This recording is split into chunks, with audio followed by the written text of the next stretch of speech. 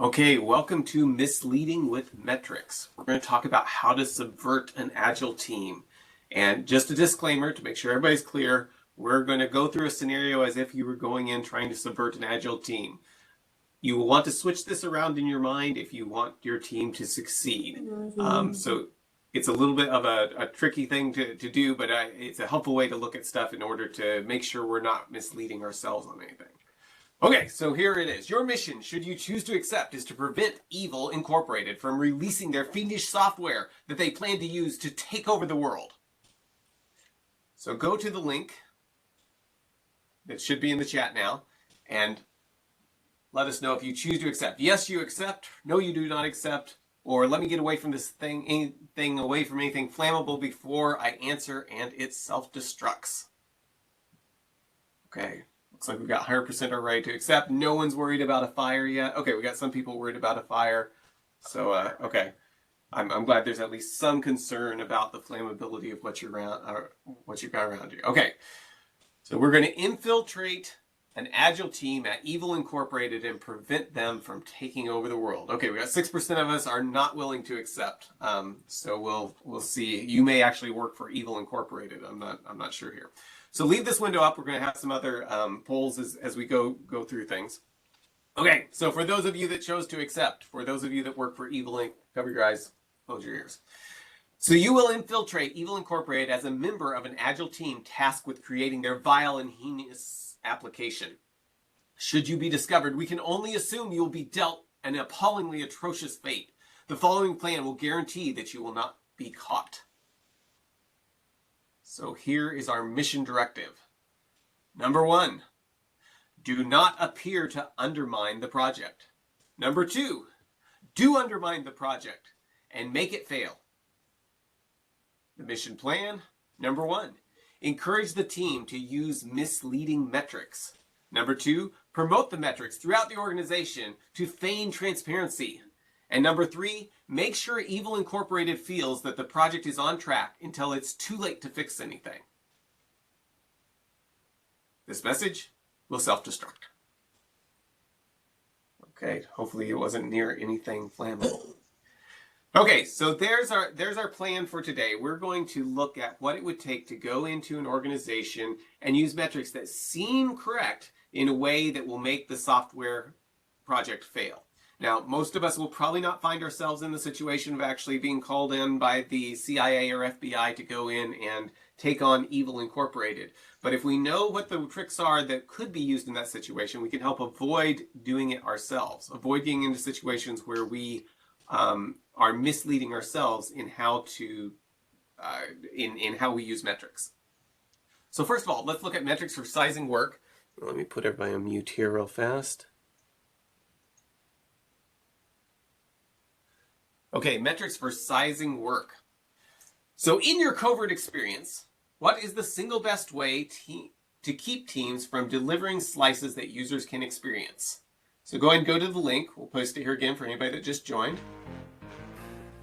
Let us know what in your covert experience is the single best way to keep teams from delivering in slices that user can experience. Because if we can keep Evil Incorporated from delivering in slices that their users can experience to test stuff out, then maybe we can keep them from taking over the world. So at A, we've got lead demos until the very end of the project. B, divide stories so people with different skill sets can say they are done with nothing to actually show the user. And C, encourage everyone to spend months building the foundation of the application without any user functionality. And D, make sure that the people doing user interface and the people doing the backend see their jobs as completely separate from each other. So all of these are tools that are in your toolkit. And this is just, again, an idea of what you see as being the most effective way to ruin the application delivery. And it looks like most of us are in the camp of encourage everyone to spend months building foundation of the application without any user functionality.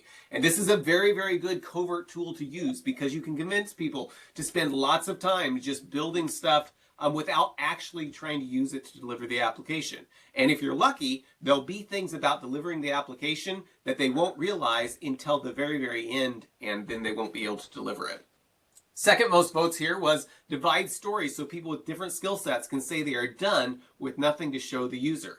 So this can be an ingenious way to keep teams from delivering, because if you get people feeling like they're making progress and delivering stuff, let me mute everybody here again.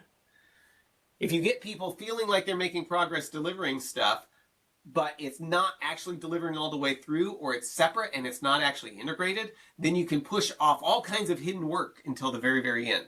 And for people that are just joining, we're looking at a situation where we're a covert agent trying to prevent Evil Incorporated from delivering their software. So if you want your teams to exceed, you want to do the exact opposite of these. And then D, in third place, was make sure that the people doing the UI and people doing the backend see their jobs as completely separate from each other and don't work together to deliver things.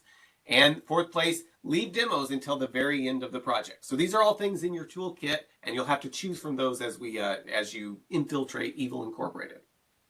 So what you want to do is make sure you don't do this for Evil Incorporated, right? These are slices all the way through. So if you think of your application as a cake, the best way to deliver the application is to give the user something all the way through so you can start getting feedback.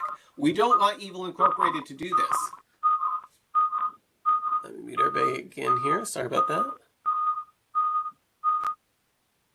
We don't want Evil Incorporated to do this, because if they do, they'll get feedback rapidly on things. So this is very efficient to deliver slices all the way through. This is what you want to encourage Evil Incorporated to do, because this will almost assuredly make them fail, or at least put them in a situation where they're a lot more likely to fail. So this is very inefficient, right? Just building out and spending all your time coming up with a complete architectural design before you actually start on any work. And then building out your entire database layer, and then your entire business logic layer, and then your entire user interface layer. So this is really, really inefficient, but you can make it sound efficient. So you can say things like, you wouldn't want to build a house without building the foundation first, would you? And no, everybody agrees with that, because that's how you build a house, but that's not the best way to build software. And you can trick people into thinking this is efficient. Or you might say something like, we don't want to have to change code after we've written it. Well, in fact, you probably do. You probably do want to respond to change if you're trying to follow Agile. So this is the way of building software poorly, and this is what you want to encourage Evil Incorporated to do so they can't take over the world with their fiendish software. Okay, so let's talk about story points versus stories. So story points can be good to understand how it can be helpful, can help teams succeed when they help you understand how stories relate to each other. But they can be really, really harmful to projects if it pushes you toward dividing up works in ways that doesn't deliver working software. So for Evil Incorporated, you may want to encourage them to focus on delivering story points, particularly if you can get them to divide those up in those slices all the way across, like story points for delivering parts of the database. What you want to avoid is a situation where Evil Incorporated starts thinking in terms of stories, or if they start thinking in terms of how they're going to deliver a story all the way through, or a piece of functionality all the way through to their user, then we're in trouble. Then they're going to take over the world, because that's an efficient way to deliver software. Software involves all kinds of unknowns, even if you're Evil Incorporated. So to slow down the process, keep as many unknowns until as late as possible in the process. We want Evil Incorporated not to realize what they don't know until it's too late for them to change their path. So you push risky things as late in the project as possible, and encourage the business to add more things, since the date doesn't seem to change as new features are added. So this is a really important thing, right? If we're able to make the business, whoever that is at Evil Incorporated, some horrible mastermind, I'm sure, if we're able to encourage them to just keep on adding things and the date is still fixed in the future, and we don't act like there's any type of variability as new things are added, and that there's no range of dates being provided, if we encourage them to do that, we're setting them up for failure. So if we can avoid getting any evidence of what it will take to actually deliver. So this is a very key thing we want to try to do at Evil Incorporated. If they start getting evidence of what it will take to actually deliver early on, then they're going to be in a situation that they can adjust, and a situation where they may be able to get their software out the door. It may not follow their plan entirely, but it will get them something that's delivered that's able to take over the world, even if it doesn't follow their plan. If we can avoid getting any evidence of what it will take to actually deliver, then we can increase their chances of failing. So your mission is to prevent Evil Incorporated from releasing their fiendish software that they plan to use to take over the world. And I don't know why that slide is here, but We're reminding ourselves what we're trying to do, I guess. Okay, so here's some things we can do. We can require detailed design before work is started. We can spend as much effort on estimating as we can possibly sneak in. And we can report the definition of a requirement as progress. So this is a really key thing here, because this can really trip teams up, which is exactly what we want to do for Evil Incorporated. If we get them thinking in terms of progress as things that don't actually deliver working software, it's easy to get lots and lots of work done while all the unknowns are left till the end. If we can get as much effort on estimating as we can sneak in, because the more time you spend estimating stuff, beyond a certain point, you're just guessing. But if you can make it take weeks and even months maybe of trying to come up with a really, really good estimate, that's a good way to push the risk off toward the end. And requiring really detailed design before work is started pushes out the amount of time before they start actually getting feedback on the application. So if we can do something like this, so this is a statement you may want to use at Evil Incorporated. You might say something like, we've completed the requirements, so we're 15% done with the project. Now, the truth is you have no idea how much you're done with the project because you haven't actually tried to write any code. But if you can make Evil Incorporated start thinking that they're 15% done with the project just because they've done their requirements, then it makes it sound like they're actually 15% done. And you have a better chance of big things coming up at the end, big risks to their evil plan that they may not notice. So this is a brilliant way to mislead Evil Incorporated. So if you take this approach, you have no evidence that the team could actually deliver anything working to the user just because you've sat down and written some requirements. If the developers weren't involved, they may need to be redone after talking to the developers anyway. And this implies that the requirements are fixed and that there isn't going to be any back and forth between the business and development in finding more efficient ways of delivering functionality. And since Evil Incorporated is trying to take over the world, we want them to be as inefficient in the way that they deliver their heinous functionality as possible. So another tool you can use to help mislead Evil Incorporated as you're there as a covert operator on their agile team. You can state numbers that are guesses as if you have high confidence they are true. Actually, let's go back to this. So state numbers that are guesses as if you have high confidence that they are true. If you tell someone that you're going to finish, if you can tell the Evil Incorporated mastermind that you're going to finish at 4:31 on September 28th of 2023, that makes it sound like you have very, very high confidence that you'll be done at exactly that date. So it doesn't convey the amount of uncertainty around it, even if the number is just a guess, or you use some process that requires lots of guesses to create the process. So this is a good way to state confidence instead of revealing how much is unknown so the process can be adjusted in ways that might let them carry out their nefarious plan. So what is your best technique for causing confusion with estimates? So as a skilled covert agile operator, what is your best technique for causing confusion with estimates? So we've got A, spending months estimating. Past a certain point, they won't get any more accurate, but everyone will assume that there are less unknowns because you spent so much time on them. Or B, only show a single date. If you show a range, it helps people understand uncertainty. And we're trying to cause confusion for Evil Incorporated. So we want to show a single date so they'll be confused. Make sure you report progress in ways that make everything look on track to hit the estimate until the very, very end. And we'll look more at that in a minute. Or don't change the estimate when you have better evidence of a different date. So if possible, if people start discovering, if the minions that work at Evil Incorporated, where you're going to be infiltrating, if they start discovering that, hey, it doesn't look like we're going to actually meet the date we gave, make sure you create an environment that's really, really hard for anyone to communicate that information up. You've got to have it set up to where, like, the kill the messenger type thing, which at Evil Incorporated might actually be a thing. So be very, very careful. So don't change the estimate until you try to create an environment where people can't actually say, hey, it doesn't look like we're going to meet the date. And it looks like most of us here voted for make sure you have a report progress in ways that make everything look on track to hit the estimate until you get to the very end. Now, this is a common thing on projects that we want to succeed, right? It's common to be in a situation where you do the first 90% of the work, and then, as some people put it, then you start on the next 90% of the work.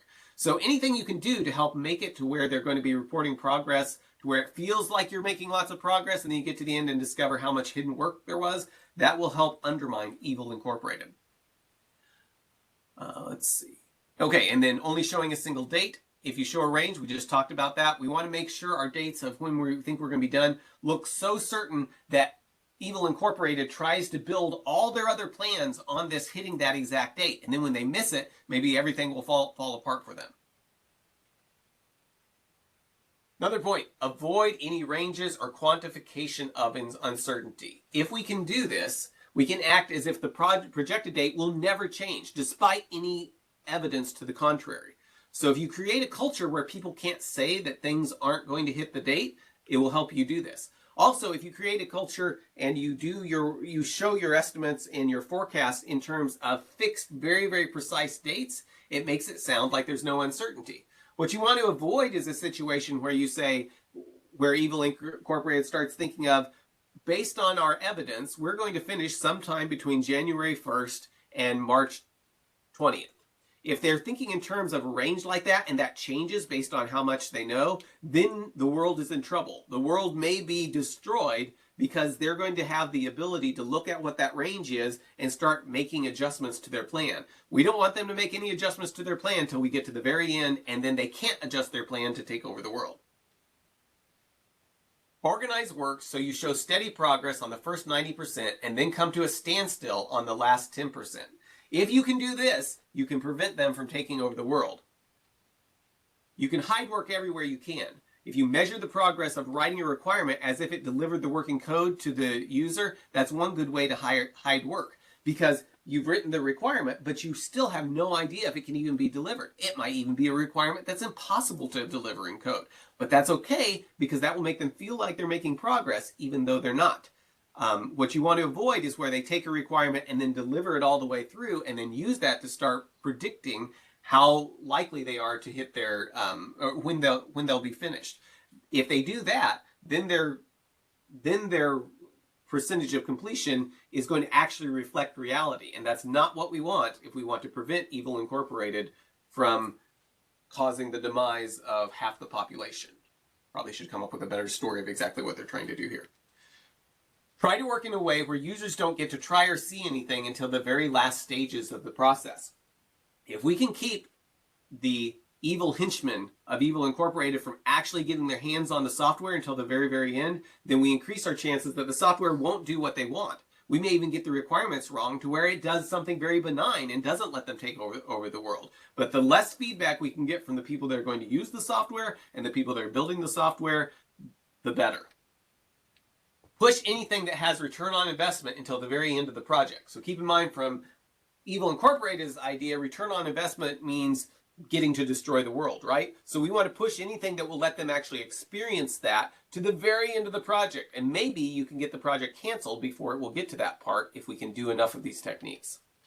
Measure research that doesn't deliver any deployable code as project progress. So this is can be a very good way, because you can make this sound really, really good. If you can get the evil people creating this software focused on how to do more research on what they're delivering instead of actually trying to deliver a piece of stuff, you can make it sound like it's a really, really good thing, but push off actually getting into the code and trying to do something until the end.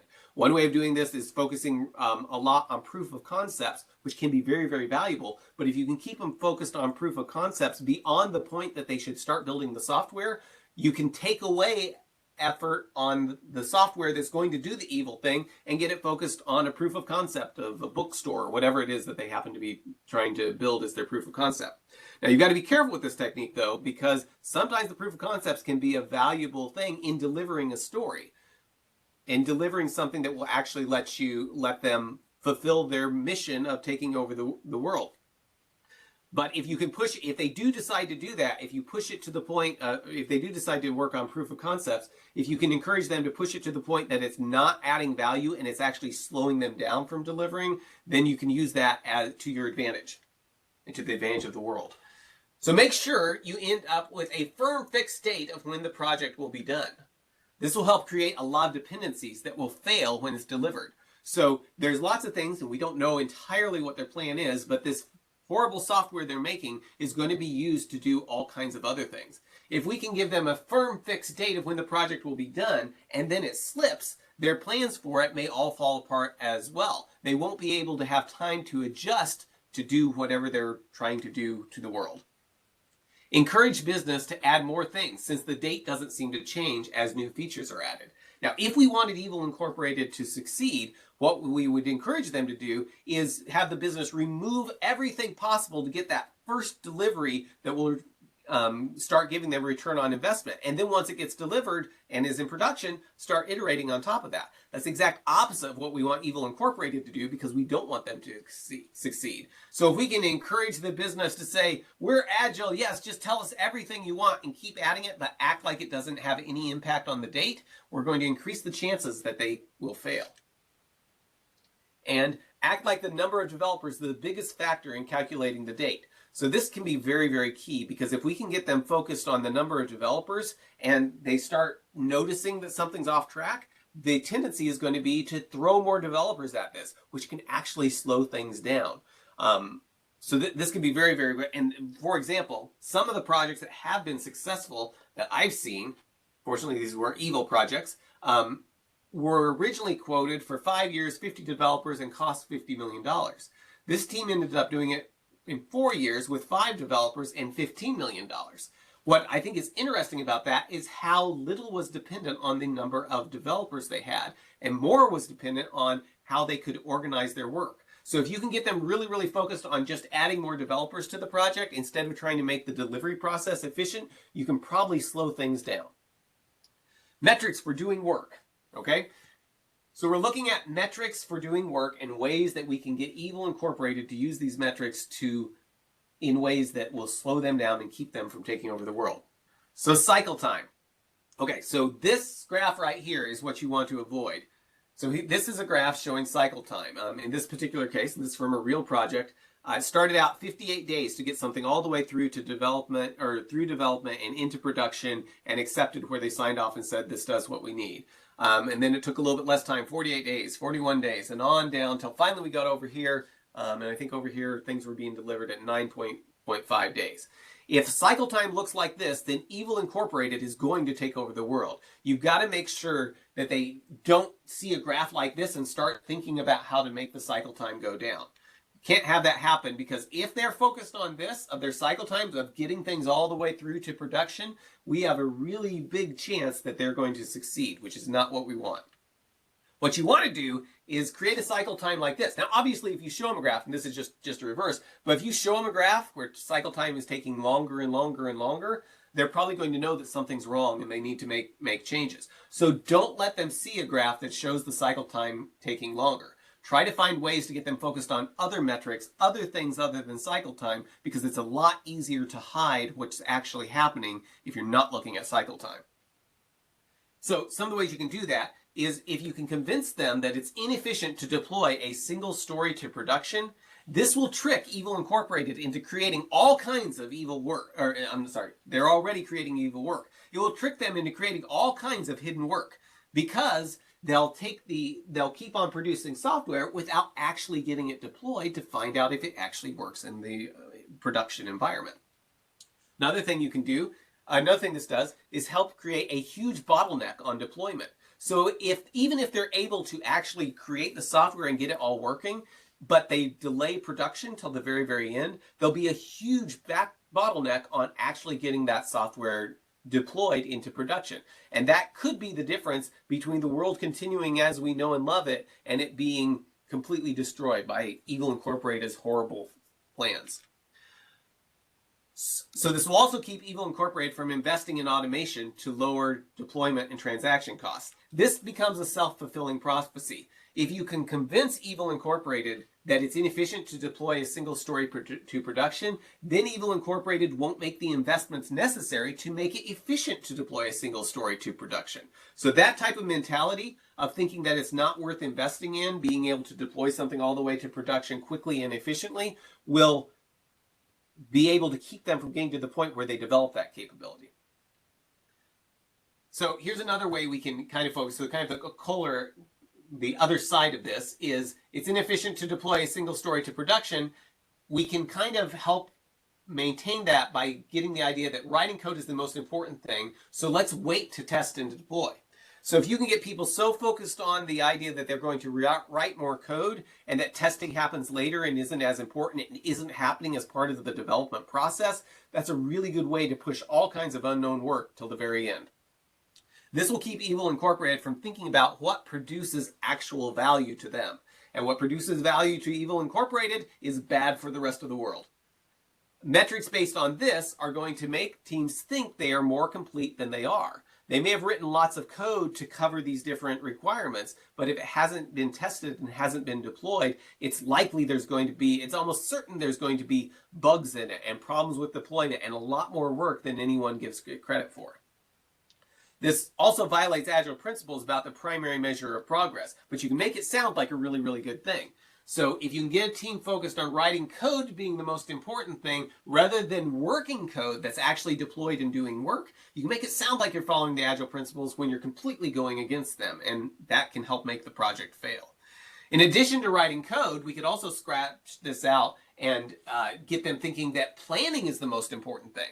Right? If they can get the idea that planning is the most important thing, so let's wait to deliver anything, that can be even better. So if you start with the planning being the most important thing, it will delay things as much long as possible. Once people start realizing that no code is being written, then shift the focus over and say writing code is the most important thing and get them focused on that without actually getting it delivered. Because Agile says that our primary measure of progress is working code being used to delight the customer.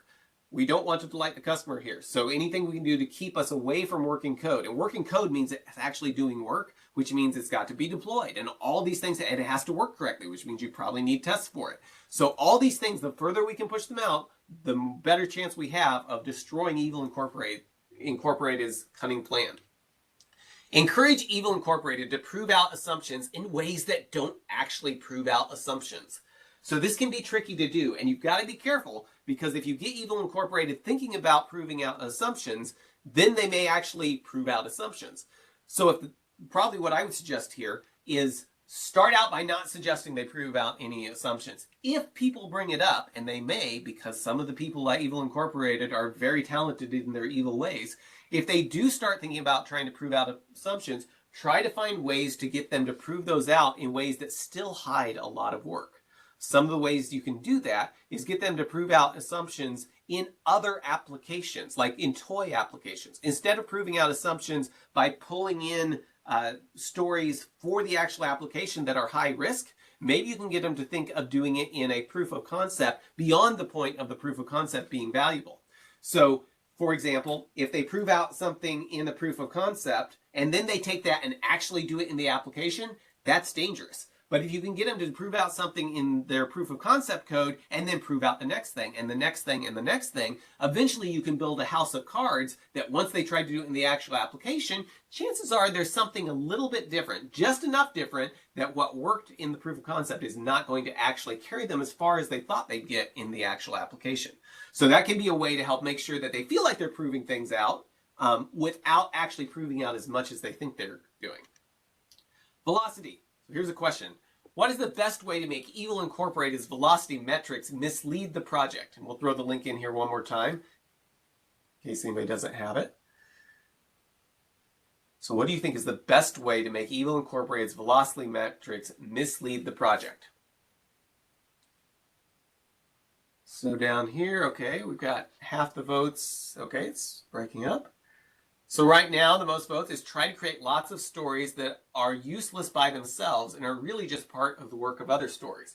So this kind of comes back to, this can be one of the aspects of trying to build the layer of the cake of, let's get all of our architecture determined up front, then we're going to build all the database, then we're going to build all the business layer, and then the users won't get anything to see until the entire thing has been built. But you can do this in smaller ways as well by saying, this is really big. Let's break this up in a way that we can't demonstrate it to the user. If you can find a way to get the teams you're working with at Evil Incorporated to try to deliver things that can't be demoed to the user, that works really well. What you want to avoid is if they start splitting things up and they say, hey, this is really big, let's split this up and we'll demonstrate it to the user by showing how when we maybe normally we'd have a UI on this, but there's a way to actually kick the process off and then show the results in a way that has meaning to the user. That's that's going to run the risk that Evil Incorporated will actually succeed. So see here, we've got do your best to make teams feel velocity is being compared across teams. So if you can get teams really thinking about that their velocity is being compared directly to the velocity on another team, you can get people to start fudging the velocity. So they'll start saying bigger and bigger numbers for their story points in order to get higher velocity if they think that they need to be just a little bit better than the other team. So that can be one way to get people focused on making numbers that mean less and less as they kind of spiral out of control and making them bigger and bigger and bigger. If you've got teams that are using velocity and it's just kind of a metric for themselves to compare and useful to the teams themselves, then it can be very, very dangerous because that can help the teams themselves improve.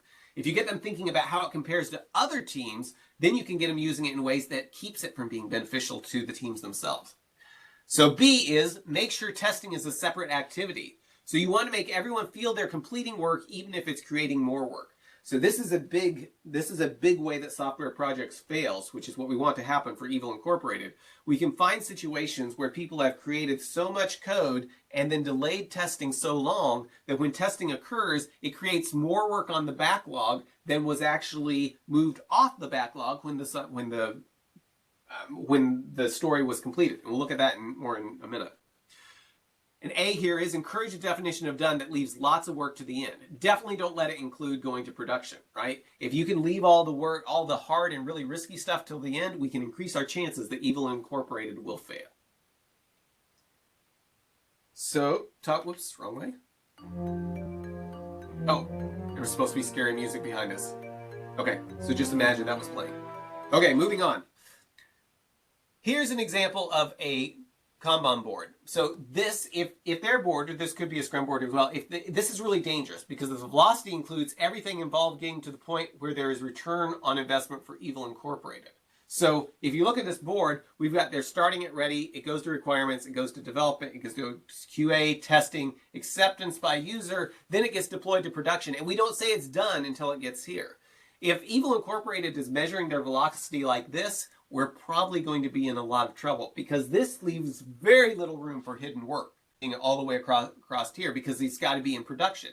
Now, you can usually start talking to teams when they start trying to get to production and it's hard. You can often convince teams like, oh, well, that doesn't really reflect how we're doing our work. We're really getting a lot more done than that. Let's remove the production from this. And acceptance by users, since that takes a while and maybe they'll find some things and maybe they're not available, if you can get them convinced that instead of getting the users more involved so they can accept it sooner, then we should take this off as well. And maybe testing takes, anyway, you get the idea. The more we can remove all these things that could say that the story isn't actually done, we have a higher chance of being able to make their project fail because there's lots of hidden work involved. Teams that measure velocity like this have a much higher chance of success, which is not what we want for Evil Incorporated.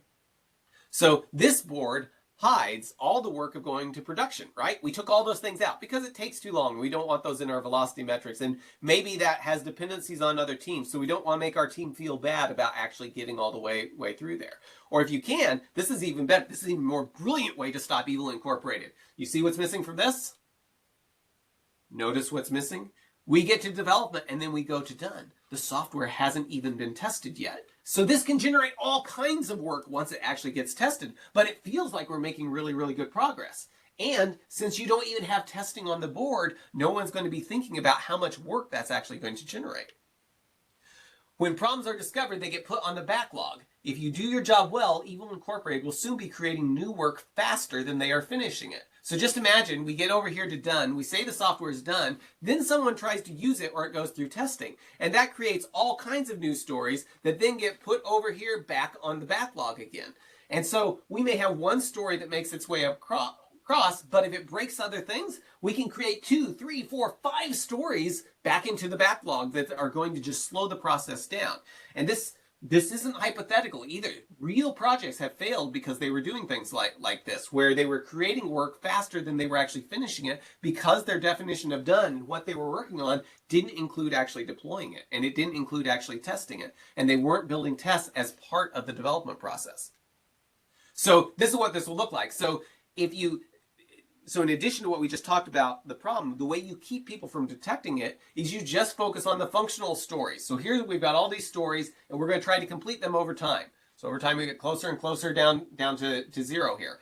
If we get people focused on that, and then the stories that get logged as bugs don't show up on this graph, so keep everyone focused on this velocity of following our plan. So how much have we completed according to our plan, but not on how much new work we're creating, right? We can get Evil Incorporated to think they're going to finish here while they're creating all these bug fixes that just keep going onto the backlog.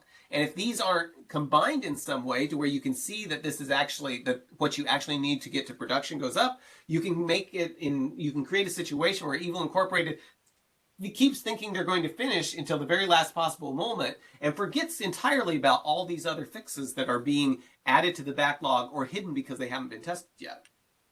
Avoid calling out this part of things, because if you can keep Evil Incorporated from realizing that, we increase our chances of being able to stop it. Work in progress. So this is another thing you want to watch out for. If Evil Incorporated is doing this, this is a really bad sign for the world, right? In this board, they're limiting the amount of work in progress to 2 items in QA, 2 items in testing, 2 items in user accepted. So you want to try to avoid that by making people not interested in having work in progress limits. And this is surprisingly easy to do, and you may be able to get the team to just do it on their own.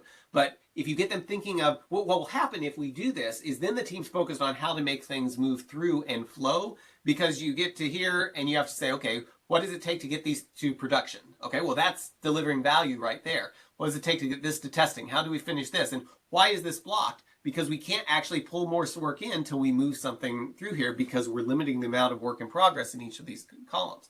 But it's really easy to sell that, even though that's what will make teams succeed. You can really sell that as a negative. So you can ask questions like this. What if developers don't have anything to work on? Isn't that inefficient? That sounds really, really good. But the point is the developers can go help the other developers get stuff moved across. Or you can say, we can't have any idle time if we want to be efficient, which isn't true, but it sounds really good, right? And if stuff's actually blocked, the team needs to be focused on that. By increasing the work in progress, you can keep them from focusing on the things that are actually blocked. Another thing you might say, if a developer gets stuck, don't we want them to find something else to work on? Well, that sounds really good, right? We do want them to find something else to work on, right? Well, no, we want them to work on getting unstuck, not just start more work. And it isn't the developers' problems if the testers aren't done. That sounds really good, right? Because we want the developers to feel empowered and like they're getting things done. But the truth is, it actually is, because the team is going to succeed or fail as a whole. You can have all the developer work done that you want, but if it's not tested and doesn't actually do what it's supposed to, the project as a whole isn't going to do what it's supposed to do. So if you can get something like this to happen, where people just keep shoving work into the system without actually finishing any work, aim for this, and pretty soon nothing will get completed at all, which is exactly what we want for Evil Incorporated. Focus the team on metrics tied to how fast they can start work and not how fast they can complete the already started work. So that's where if you get them thinking that work in progress is a bad thing, it's a lot easier to get them focused on just throwing more work into the system instead of actually completing stuff. Metrics for estimating. Okay, so this is what you want Evil Incorporated to think. Like anything you can do to get them thinking of, look how fast we're getting work done. And based on how much we've gotten done, we're going to be done at this point in time. So like this might be, we got all these requirements done right here, and we wrote a bunch of untested code, so we got to here. And now we started doing something else to it, whatever it is, we got to a dev environment, even though it's not tested, and got to here. And then you discover all the other work that needs to happen. And it's way over, takes much longer. In this case, 2 years when you thought it was going to only take a few months. Anything you can do to get Evil Incorporated thinking that they're in this state, in this state right here, when actually they're going to end up in this state right here, that just increases the amount of unknown without making it apparent what the range is. In the way that we were measuring here, the truth is we're going to finish way over here. There was this huge range because we were measuring stuff that didn't actually include all the work in it. So this can be a good way to mislead Evil Incorporated. Here's another technique, okay? So we've got all these stories we're trying to work on. In this particular case, maybe if you're trying to replace something, or just Greenfield. We'll say Evil Incorporated is doing Greenfield. And we'll say that the yellow stories here are the stories that Evil Incorporated needs in order to minimally be able to do anything with the software. To get any value from it at all, they have to have the yellow stories. The green stories are the ones that are very important for them to actually follow their plan the way they have it written. And the blue ones are the ones that are the really cool features that everybody really, really wants. The evil henchmen all really, really want these cool features over here, but they could actually follow their plan without it. So if you can, what we want to avoid is this down here at the bottom. If they work here and actually deliver their minimal viable features and get to here and deliver those all first, they could actually follow their horrible plot at this point and start doing bad things with their software. And then they could add the necessary. It gives them many different points that they could actually take their software live. What you can do is get them really, really focused on the necessary and cool features at the expense of the minimally viable ones. So for example, if you can say stuff like, well, we wouldn't want to go live without this thing and actually deliver this thing first that they don't want to go live with, but under the right circumstances, they might actually go live without having this feature. Get them to work on that first. And then try to sell them on working on this really, really cool feature that everybody really, really wants, but they could actually carry out their plan without. And then maybe if you have to sneak in, get to a minimally viable feature just to make sure you don't get discovered, then go back to a really cool feature and something that's necessary but doesn't, that's really important to them, but that they don't need to necessarily go live and follow their and start using the software. If you do that, they won't be able to go live until all the way over here with their evil software.